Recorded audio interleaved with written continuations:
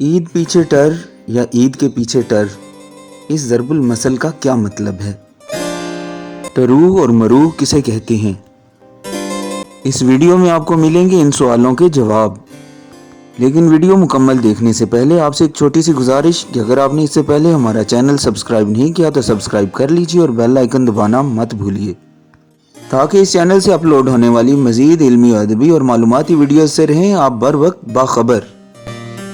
کہتے ہیں پنجاب میں ٹر نامی ایک میلہ عید سے اگلے دن لگتا تھا۔ بعد ازاں یہ میلہ دلی میں بھی لگنے لگا۔ عید سے دوسرے دن کی تقریبات کو بھی ٹر کہا جاتا ہے۔ کنایتاً کسی کام کو بے محل یا وقت نکلنے کے بعد کرنے کے موقع پر بھی اس ضرب المثل کا استعمال کیا جاتا ہے۔